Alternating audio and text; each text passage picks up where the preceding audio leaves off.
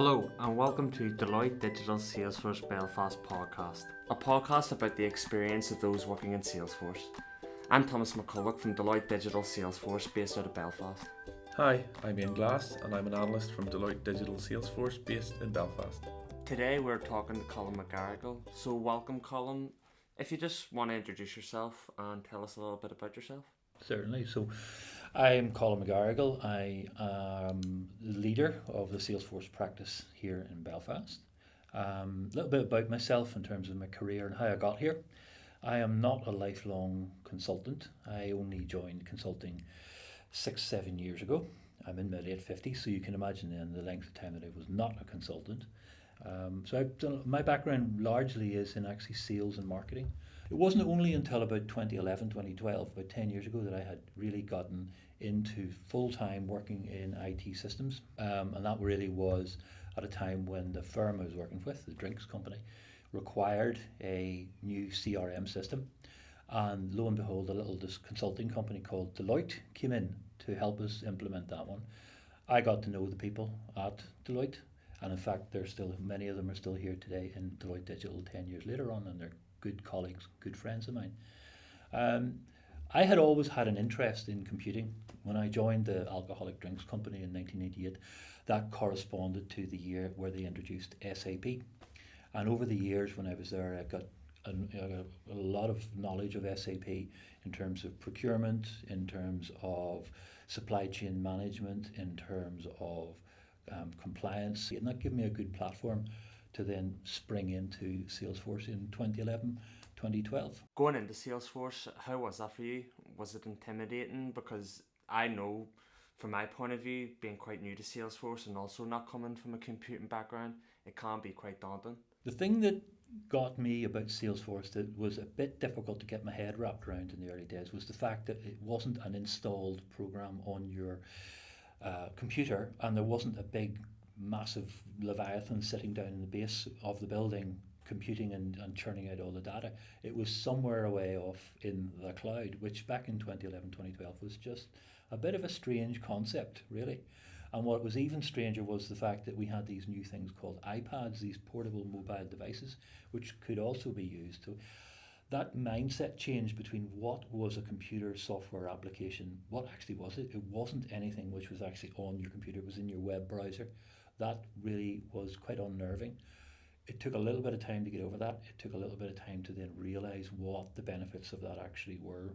Not for some geeky developer, but for actually a salesperson being able to use it on the road, in the office, or anywhere at all.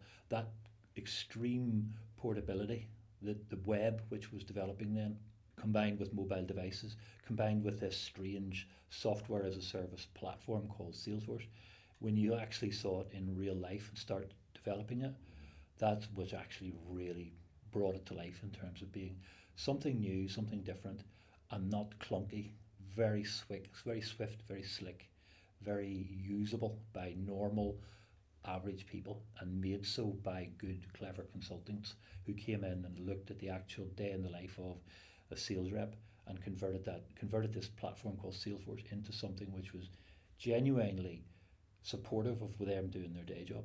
There was one other thing which actually came to my mind about Salesforce quite early on, which is the fact that businesses adapt and develop quite quickly.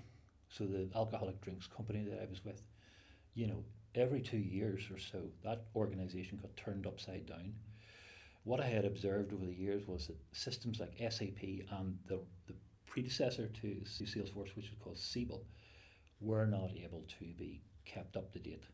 The SAP, for instance, the release life cycle of that one, there was only a release life cycle once every 18 months. So you needed to know today what you were going to be able to release Christmas 2023, which is impossible. But this new CRM system, what we were able to see using the agile methodology, combined with the rapid development cycle of this new Salesforce platform, meant that we were actually making changes within a couple of months and deploying them out to the marketplace, so that when the business changed, the software changed to support it. You've said previously you've experienced SAP and Siebel.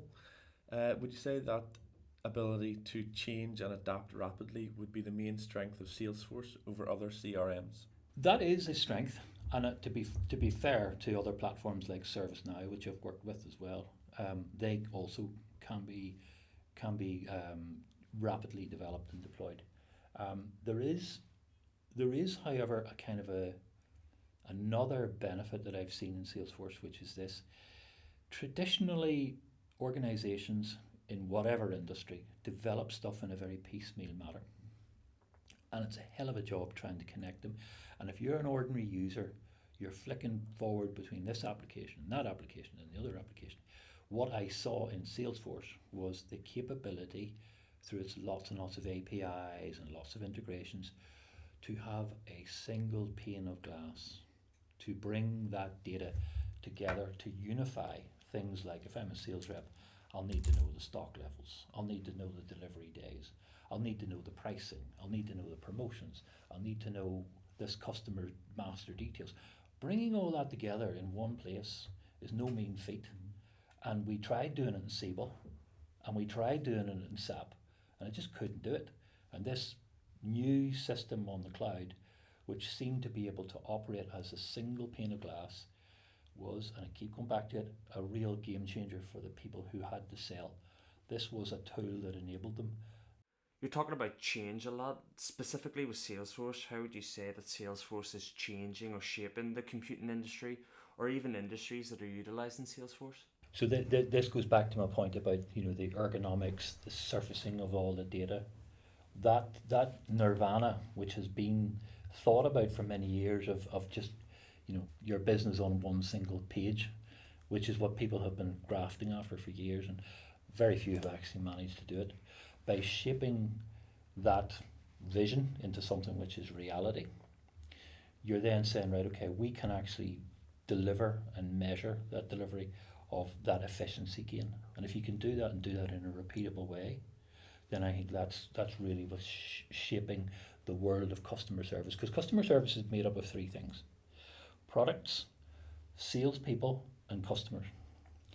Those are three. If you don't connect all three of those together, and you're a selling organization, if you're using other platforms, so Salesforce is unifying those 3 points on the triangle and is saying, right, in order to give great customer service and great client service, you need to unify those 3 points.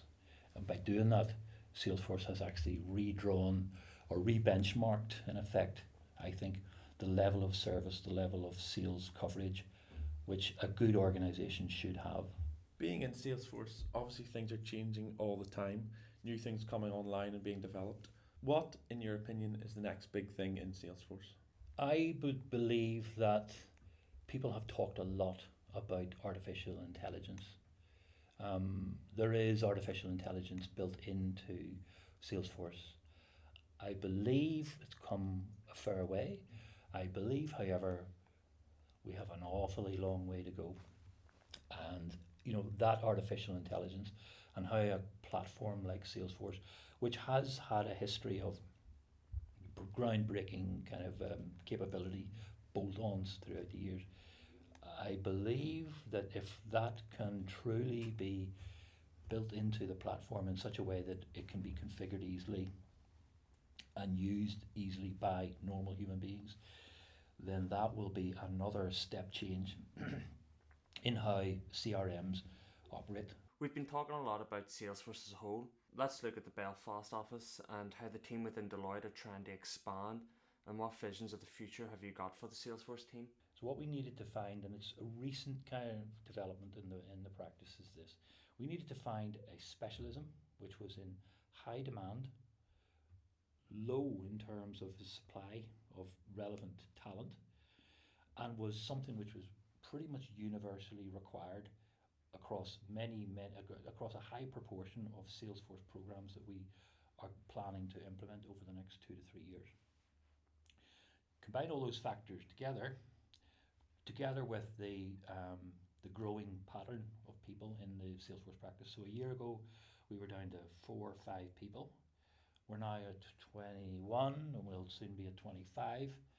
We have got that critical mass to then say, okay, we've got the critical mass of people. Now, where are we going to point ourselves? And that direction is in what's called CPQ, configuration, price and quotation. CPQ, if you think about it, every organization that sells stuff needs this, and that we've decided is where we're going to specialize. There are a couple of ways we can do this in Salesforce. There's a product called Velocity. There's Salesforce CPQ. There's also another one called Cloud Sense. Now, for the minute, we've decided we're going to go with Velocity because that seems to be the best product that there's out there, and it seems to be the one that our customers are hearing most about and saying, yep, when we want Deloitte in, we want you to produce a CPQ engine for us, and Velocity is the package that we're being advised is the best one. So what are we doing about it? In simple terms, we're going to upskill our people.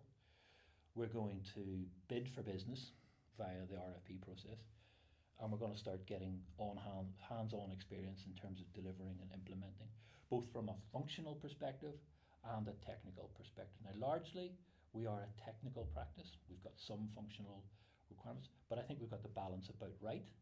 And if we have everybody in the Belfast practice fully certified, fully trained, with getting hands-on experience in terms of delivering that CPQ element of the Salesforce program, I think we've got ourselves a bright future. So it sounds like the Belfast Salesforce practice is on the up. You're looking to bring in more people. So if you're a final year university student, or even if you have a degree and thinking about changing industries like you did, what would be your advice to someone standing on the outside thinking, do I want to do Salesforce? Do I want to join this foundry? Or do I want to do something else? In Deloitte, unlike a lot of industry jobs, you're not paid to just sit there and do as you're told. You're paid to think, okay? To make a difference, to make a change. If you think you're that sort of person, be you a graduate of some humanities subject or a computer science, that is the basis, that is the one fundamental aspect of your personality which I believe will serve you well.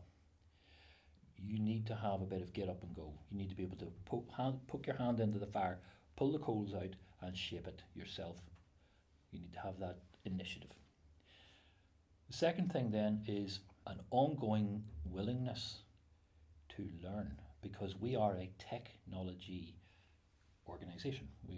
We're a lot of things, but amongst which we are a technology implementation delivery organization. The ability to learn ongoing and develop yourself ongoing is absolutely vital, because in computing and IT, your skills very quickly go out of date. Therefore, you need to keep on top of it. Again, if you're that sort of person who thinks you can do that on a long-term basis to improve yourself, then I think you'll have a bright future in Deloitte. So what kind of advice would you give to someone starting new in Salesforce? The first thing that I think you need to do is make sure that you have a balanced approach. You do need to get certification, because certification tells our clients, hey, this person has done the background work, they've done their homework, they're coming here and they're not bluffing, they're not blagging their way in the door. So be prepared to put the effort into doing that. But also be prepared to take that dangerous first step into a client delivery where your knowledge, your theoretical knowledge of the platform will then need to be applied into the real world. So you'll need, as well as going on the track of developing yourself and getting your certification, you'll need to just jump into the unknown and get yourself on a program. It's worthwhile having a good think about the type of programs you'd like to do. We do a wide range of programs: public sector, private sector, financial services. Try and have a think about what actually really would interest you, because you're going to hit that awful Wednesday afternoon when it's all going wrong, and the world just seems black. At least if you've got a passion for what you're doing, it can get you through that. Whereas if you've kind of picked an industry or a client which it's not really turning you on, it can be difficult and it can be a bit of a downward spiral. So think about the type of programs, projects that you want to do and your role within that, to make sure that you get yourself set up for the best chance of success. And I think if you can combine those two twin tracks, I think that would be good starter advice for anybody coming in the door.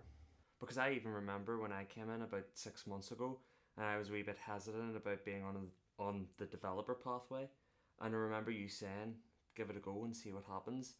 And I did give it a go and actually found something that I really like, which is QA testing. So I feel it's also about taking risks. The only way to find out in life is to actually do it. Yeah, you can theorise all you like, but until you actually get your hands into it, you'll never know. Colin, thank you for coming in and thank you for talking to us today. It's been a great insight. And thank you for all those who were listening. And hopefully you'll be hearing from us very soon.